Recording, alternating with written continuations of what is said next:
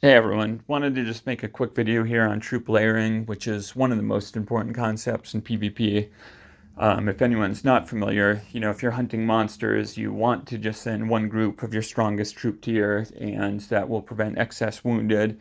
But in PvP, though, it is really the opposite. Basically the reason for it, without getting too much into it, is when you send an attack out, you obviously only see the march go out, get the report, and see it come back. But behind the scenes, there's an algorithm that calculates, how the combat went, and it is actually more of a turn-based combat where it pairs some of your troops against some of the enemies. And, long story short, um, with the way that is calculated, if you're just sending, one group of your strongest troop type, even though it has the highest attack in defense and HP, if you're sending just one group to someone who has their troops layered between tiers and troop types, you're almost definitely going to have a decisive defeat.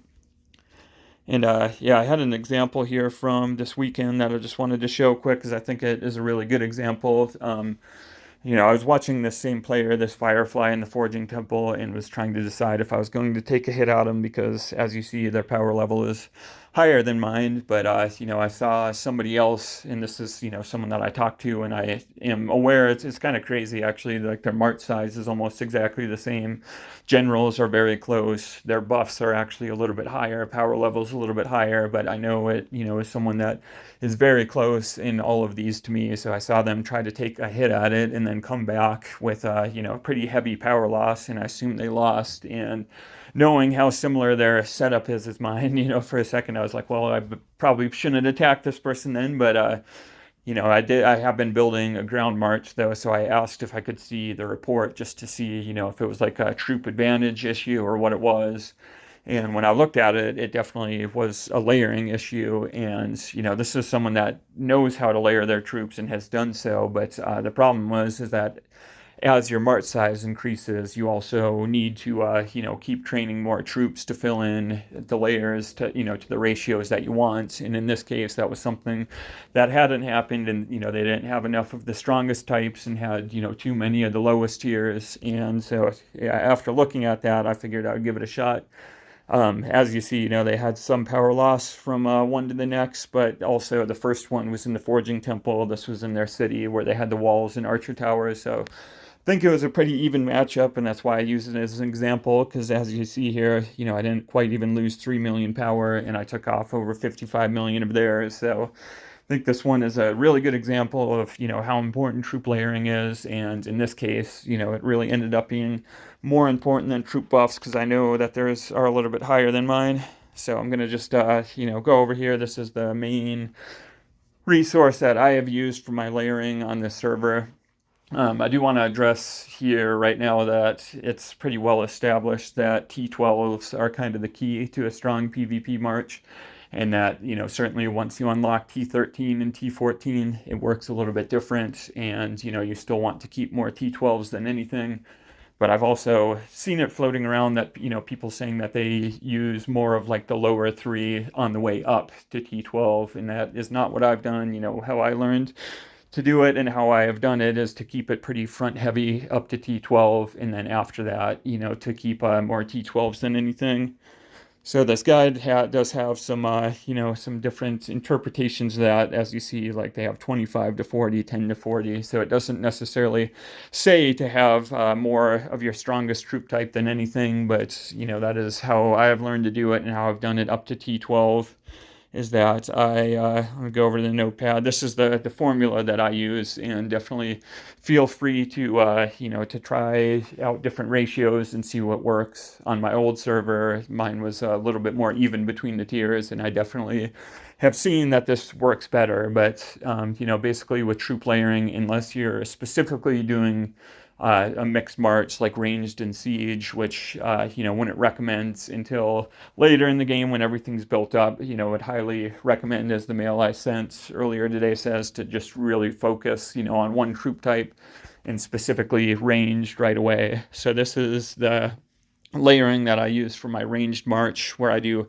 40% of my T12 ranged, 25% of my T11 ranged, 15% of my T10 ranged, 5% of my other ranged troops down, all the way down to T1. And then, so I think it is best to fill them in from the top first. You know, that's what I do is I'll do the 40%, 25%, 15% of my top 3 tiers of ranged, and then I'll kind of fill them in from there. So I don't really specifically know my percentages on these, but yeah, that's, I guess, more so what I do. And, you know, as you see, that has it laid out here. So, and also, you know, again, I would definitely recommend starting with ranged with PvP because, you know, the first dragon you unlock, the Celtic Demon, is for ranged troops. A lot of the best ranged generals are in relics, so you know you can compose and start assembling them and start ascending them pretty easily. And then also, you know, range has the natural advantage over calves, which everyone, you know, for the most part has calves for monster hunting. So those are the 3 main reasons that, yeah, I would definitely recommend starting with ranged. But if anyone is further on in the game or is really committed to trying to do a different troop type, it has information for ground and calves and siege, and then also a little bit more information about layering and why it works the way it does. So I'm going to go back to Ebony here. And yeah, just yeah, I guess I'll do it this way. So going to go back to Ebony here and just show, you know, so again, it's really important as your mart size increases that you keep checking on your layering and training new troops to, you know, to fill in the same ratios that you're going to use. Wanted to just show here, you know, for realistically, I consider this junior mart size increase to be my standard mart size because it's like you just don't really ever run out of those. I mean, it's very, I don't think I've ever been below 20 of them. And so I'll at least between, you know, in peacetime between server wars, as soon as I have unlocked all the mart size increases that I'm going to, I definitely think it is worth it to just burn one of those and see, you know, what your new mart size is, because it's not as simple as just like looking at the rally point and doing that times 150%. It's basically your mart size before any other buffs is what gets increased. So I think it is definitely worth it to just use one of those after all your mart sizes have been increased that you're going to see what your new mart size is and then fill it in from there. So, I mean, I'm willing to, yeah, burn one of those just for the video, just to kind of show how I set up the layering, because, again, I've never run out of those and don't really expect to. I consider that to be my standard mart size, and I, you know, really use them every single time I attack, and will use some of the bigger ones for stronger opponents. But so once you have done that, like if you're doing layering for the first time or if you haven't relayered for a while, you know, I definitely think it is worth it to use one of those mart size increases to calculate. So as you see here, you know, my mart size with the buff on it is 883,000. So, you know, with the ratios that I have, so 883,000, oops, times 0.4. 353,200 should be my T12, which I'm a little bit below that. I need to, you know, to fill in some of those layers. And then same thing for times 0.25. That should be my second layer, which is my T11s. Pretty close on that. And then I'll go in and calculate 15% for the third tier, 132,000. So these 3 tiers, you know, again, when I'm doing this, I start at the top and I'll calculate the number of troops for, you know, my T12 range, my T11 range, and then T10 ranged. And then from there, I'll kind of go and fill in just the rest of them. Like with my other ranged troops, you should have anywhere from like probably 2 to 5% of other range before you fill in the rest of them. And it is really important to make sure that you have these all filled in down to T1, because again, when the combat is calculated, it will, you know, basically the troops that are assigned to each other, you know, your weakest troops will fight theirs and such. And so you definitely want to do this all the way down to T1 and make sure that you have probably about anywhere from 1,000 to 3,000 of each troop type into your trained, just so that, you know, if you're layering, depending on your power level, which mine is just under 100,000, I do 1,000 of each smaller troop tier.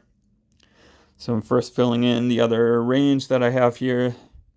I'm kind of multitasking a little bit here, so I hope I didn't miss any, but the slinger conscripts, that's obviously a hard one with how many of those you get. So as you see, I still definitely have some room, and then you want to fill in about 1,000 or so of every different troop type all the way down. And then, I'm trying to watch these because some of these I might have more than 1,000, but I do make sure to, to always have at least 1,000 of each troop type and tier. And, it's important as well after SVS to check. And if you've had troop losses, to make sure that you're filling in your layers that way. So, yeah, then basically from there, I'm just going to slide these up. Hopefully, none of these have too many. That one does. And we'll see where we're at. And then fill in some of the other layering on some of the stronger troop tiers is kind of how I do it.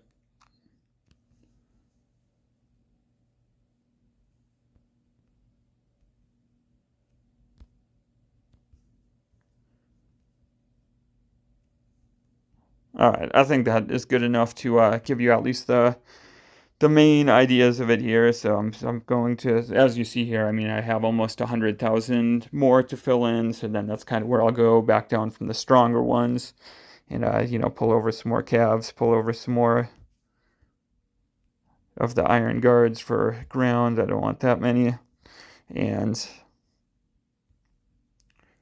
siege and ranged is generally a pretty effective mix march. So if you're doing a mix march at all, that would be the one that I would recommend to do first. So I'm going to pull more siege over. And yeah, so then from there, I think the main thing is just checking your first 3 tiers of your ranged troops first and making sure you have enough of those, and then just filling in the rest of them. Um, and yeah, anytime you increase your mart size, or after SVS, if you've had troop losses, to make sure that you are checking them again, and that you don't want to be going into any SVS unless you have recalculated your layers and you have the right number of those first 3 tiers of troops, and you have at least 1,000 of every other troop type.